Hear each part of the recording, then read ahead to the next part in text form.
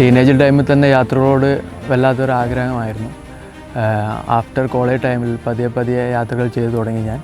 യാത്രകൾ തുടങ്ങിയതിന് ശേഷം യാത്രയും ജോലിയും മെയിൻറ്റെയിൻ ചെയ്ത് പോകാൻ വളരെ ബുദ്ധിമുട്ടായിരുന്നു. പിന്നെ നമുക്ക് യാത്ര ചെയ്തുകൊണ്ടിരിക്കുന്ന ടൈമിൽ തന്നെ ജോലിയിൽ നിന്ന് ലീവ് കിട്ടാനും എല്ലാം ബുദ്ധിമുട്ടുള്ളത് കൊണ്ട് തന്നെ അതിൽ നിന്ന് എന്ത് മുന്നോട്ട് പോയി എങ്ങനെ ഇതിനെ തരണം ചെയ്യാം എന്നുള്ള ചിന്തകൾ വന്നതോടുകൂടി ആ യാത്ര കൂടുതൽ വളർന്നു വന്നപ്പം എനിക്ക് തന്നെ തോന്നി ഇതിൽ നിന്ന് തന്നെ ഒരു ഇൻകം ഉണ്ടാക്കാം, യാത്രയും പ്രൊഫഷനും എങ്ങനെ മുന്നോട്ട് കൊണ്ടുപോകാം എന്ന സെർച്ചിങ്ങിൻ്റെ ടൈമിലാണ് മിന്നാസും ഇജാസും ഇങ്ങനെ റെഡി ആയിട്ട് വരുന്നത്. പ്ലാൻ വെക്കേഷൻസ് എന്ന് പറഞ്ഞ റെഡി ആയിട്ട് വരുന്നത് 2018 നമ്മൾ ഇതിൻ്റെ ഒരു പ്ലാനിങ്ങും ഇത് എങ്ങനെ സ്റ്റാർട്ട് ചെയ്യണം, എങ്ങനെ മൂവ് ചെയ്യണം എന്നുള്ള കാര്യങ്ങളൊക്കെ പ്ലാൻ ചെയ്ത് ആ സമയത്ത് ഞാൻ തിരിച്ചറിഞ്ഞൊരു കാര്യം, യാത്രകളായിരുന്നു എൻ്റെ ഏറ്റവും വലിയ പാഷൻ.